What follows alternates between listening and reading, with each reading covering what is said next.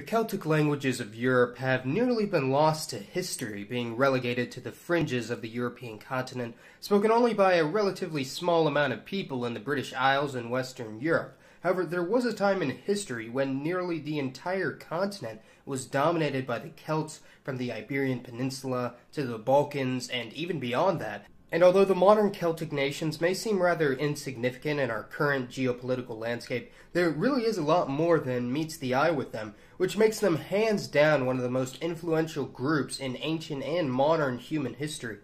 Almost everyone knows the three main Celtic nations of the modern British Isles, that being Ireland, the mid-sized island off the coast of Great Britain, currently split between the Republic of Ireland, which is a sovereign country, and Northern Ireland, which is an integral part of the United Kingdom, along with Scotland, the northernmost region of Great Britain, containing many smaller islands to their north, and Wales, which is also a part of Great Britain to the west of England, but there are actually three other Celtic people groups in Europe.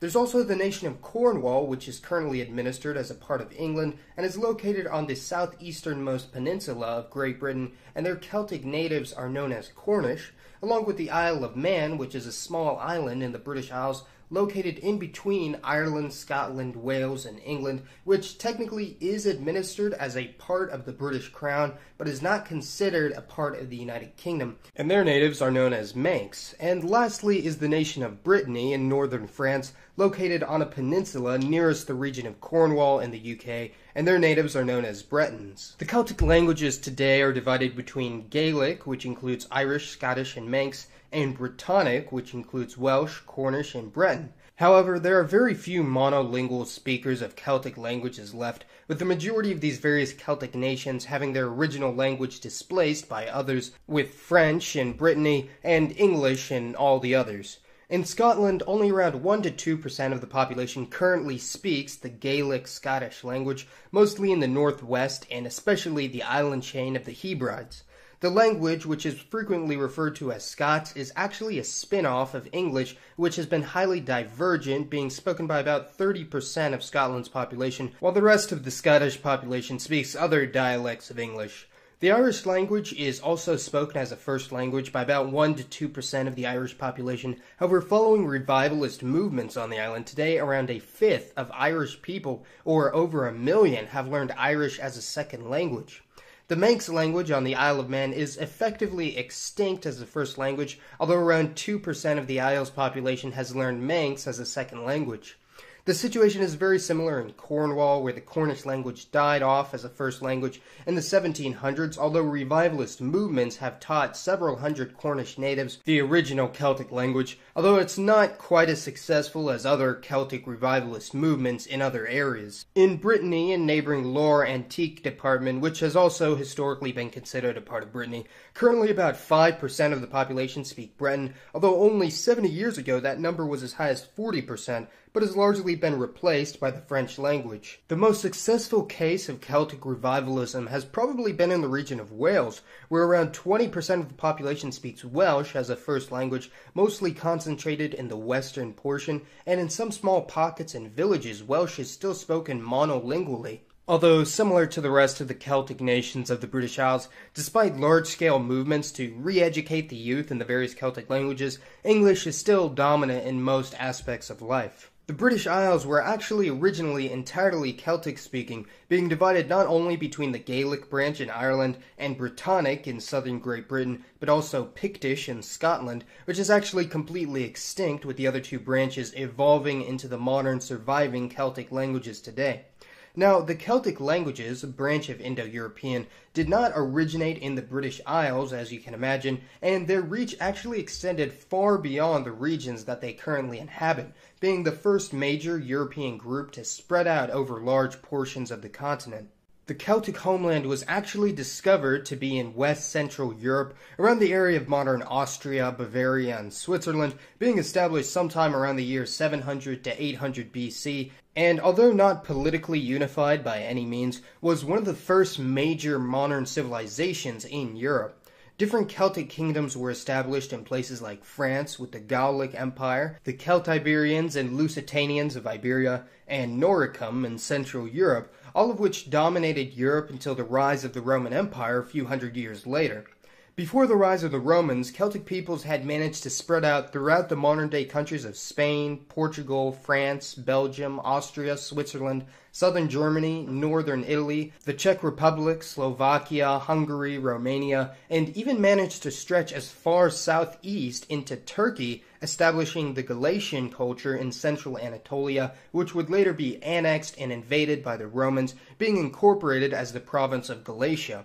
The expansion of Roman territory largely saw the destruction or assimilation of many Celtic nations in continental Europe, although the formerly Celtic peoples of France actually established a short-lived state known as the Gallic Empire from 260 to 274 AD before being reincorporated into the Roman Empire and having their people heavily Romanized over the years. The Celts gradually lost more and more territory to other language families such as the Romance, Germanic, and Slavic peoples, and by the 6th century AD, the last of the great Celtic empires in continental Europe had essentially been eradicated, with there currently being no surviving Celtic languages in continental Europe other than Breton, which came from the British Isles, although many languages such as Galician in Spain and Friulian in Italy have a substantial amount of vocabulary of Celtic origin. The Celtic languages were thus isolated to their current position they occupy today, being pushed further and further northwest by incoming Germanic and Italic people groups,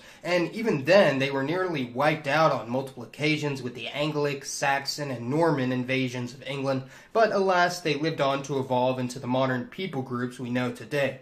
Now, it's extremely difficult to give justice to how much the Celtic nations have had an impact on the rest of the world, especially the United States and other Anglo colonies with a large settler population. Although England's population today dwarfs that of the nations of Wales, Ireland, and Scotland in the British Isles, being 8 times as much as the island of Ireland, this was not always the case, as Ireland's population was 8 million in the mid-1800s, which was about 75% of that of England's population at the time, which actually makes it one of the only regions in the entire world where the population today is actually lower than it was 200 years ago. The reason for the extreme population decline and stagnation was largely because of the Great Famine, or Irish Potato Famine, in the mid-1800s, killing around 1 million people in only a decade, or easily over 10% of the population, along with a monumental and unprecedented movement of people, which today contributes to the single most lopsided diaspora of any ethnic or people group in the entire world.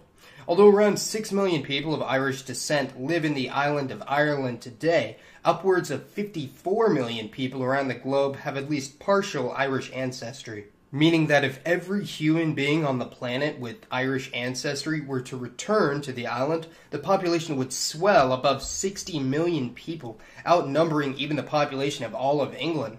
The diasporas of Scotland, Wales, and Cornwall are also impressive, although slightly less dramatic, with there being around 25 million Scottish, 4 million Welsh, and 3 million ethnic Cornish people outside of their respective home nations. The bulk of these immigrants headed to the United States, mostly the eastern half, with there being a higher Irish presence in the northeast and areas of New England, especially Massachusetts, along with New York, and Maryland, and New Jersey, while more Scottish and Welsh immigrants headed for the southeast to places like the Carolinas, Georgia, Alabama, and Tennessee. This is the reason that so many black Americans in the U.S. today have a Scottish or Welsh surname, such as Jones, which is of Welsh origin. Celtic people groups also headed to Canada in huge numbers, especially on the Atlantic coast, and Scottish people are actually the largest ethnic group in the provinces of Prince Edward Island and Nova Scotia, which translates to New Scotland. Canada is also one of the few places with a large number of Breton immigrants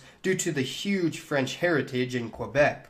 Australia and New Zealand also received a huge amount of Celtic immigrants, and Australia has the highest percentage of people of Cornish ancestry of any country at around 3 to 4%, while also having large numbers of Irish and Scottish as well. Other places with large numbers of people with Celtic origin would be Latin America and the Caribbean, with the majority of Afro-Caribbeans in places like Barbados, Jamaica, Bermuda, Trinidad, and the Bahamas have a significant amount of Irish ancestry. The southern cone of South America, that being Argentina, southern Brazil, Chile, and Uruguay, have also had a huge amount of Celtic immigration, with one of Chile's most populous regions being named after an Irish Chilean known as Bernardo O'Higgins. And Chubut province in Argentina has one of the few remaining enclaves of the Welsh language outside of Wales in a settlement in Patagonia. It's extremely difficult to determine just how many people in the Anglo world and beyond have Celtic roots, as it's very common to find people with both English and partial Irish, Scottish, or Welsh ancestry